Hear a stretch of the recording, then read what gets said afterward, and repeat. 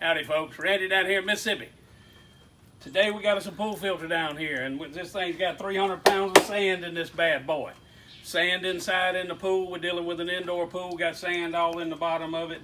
Either the standpipe's got a crack in it, the laterals might have a crack in them, something's going on, but we got 300 pounds of sand we got to get out of this rascal to see what's going on in this rascal. So first thing you do is break your unions loose. Get all your unions broke loose. If you ain't got unions on your pool filter, you need to call up whoever put it in and go slap them somewhere. Because if they didn't put no unions in, you got to start cutting the pipe, and you don't want to do all that. You got to loosen the split ring down here, get it all good and loose. Pull this bad boy out of here, just get it out of the way. It just needs to go on somewhere. Then you got a standpipe down in here. You got 300 pounds of sand. Go ahead and get your split ring out of the way. This little rascal here, that won't do nothing but cause you trouble. Anyway, what we're gonna do, we got us a little shop vac over here. We got us a bucket head. I like the bucket head vacs. They cheap, they throwaways. Get you a couple of pool filters out of them. Chunk that joker in the trash. You ain't out no money.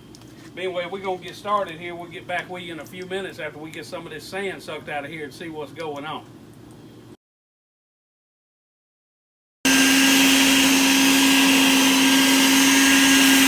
Suck it good now. Suck that stuff out of there good. Just suck the crap out of that thing. Just suck it. Suck the crap out of it.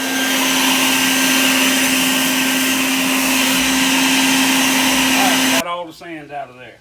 It's done. We even took the tank over, washed it out. You can do that if you want to. You don't have to. I tell you what, if you can hire a professional to do this, you're a lot better off. But you know, otherwise, if you got all day to do it, that's fine. Some people ain't got nothing to do. That's cool too. But anyway, what we did, we got all the sand out. We took the umbrella out of this thing. Doesn't give it a full inspection. This umbrella is where it all happens at. This sits down in the bottom, everything flows through it. If sand starts getting in this thing, that's where you start having a problem. But this one looks good. Everything looks fine.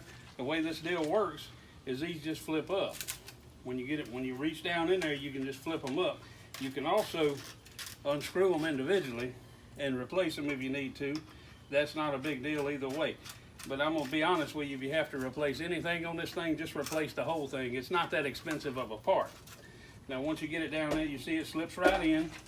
Once we get it down in here, we'll open them back up. Now, when you get this bad boy in here, it's got to be in the center. If it ain't in the center and you got this thing full of sand, you just out of luck, buddy. You got to take all the sand back out, redo the whole cotton picking thing. That's why I tell you, if you can hire a professional, if you can afford it, you do it. But what we're going to do is we're going to set it down in here where it needs to be. We're going to fill it halfway full of water. Then we're going to cover this standpipe with our hand while somebody else pours the 300 pounds of sand back in this rascal, maintaining that this bad boy is right in the middle, because that's what it takes to hook it up. We'll be back in a few minutes after we get the sand in it. All right, so we got the water going in. We're going to fill it halfway full of water. This is what I was talking about. This standpipe right here has to be directly in the middle. When we go to hook it up, hook the head up to it, if it's not right in the middle, we're in trouble. So pay close attention to this being right in the middle. Now we're going to use the water to dilute the sand around, and then eventually it'll become to hold itself in place. We'll be back. Go ahead when you get all the sand in there. Go ahead and top this bad boy off. Go ahead and fill it up with water. That way it ain't so hard for the thing to prime when you turn it on. Okay? Now, the next step is we're going to put this rascal back together, and then we're going to fire it up. So we'll show you how to do that in just a second. We're getting ready to put it back together. We went ahead and replaced the O-ring right here. That's important. If your O-ring's got any wear or tear, go ahead and replace that bad boy. Because you don't want a $5 or $6 O-ring causing you a whole bunch of trouble. Now, this is where it was important to get everything lined up a little bit ago. Everything kind of slides back together like it's supposed to.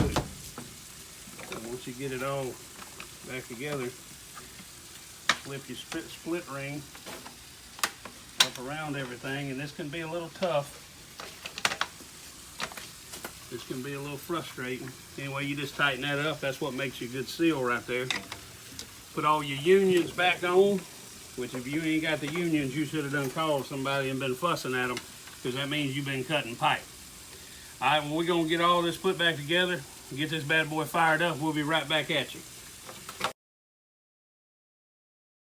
All right, we got our 300 pounds of sand in this bad boy. We got all our unions connected. We got everything back together. We got our pump set back straight. So all that's left to do now is to flip this bad boy on. And that's it right there, folks. 300 pounds of sand, that's how you change it in the filter. It's not that bad of a job. If you can afford to pay a professional, by all means do it, because it is time consuming. You're looking at 4 to 6 hours probably if you've never done it before. That's about it. We'll be making more videos soon about other different things. Like us, subscribe, have a good time.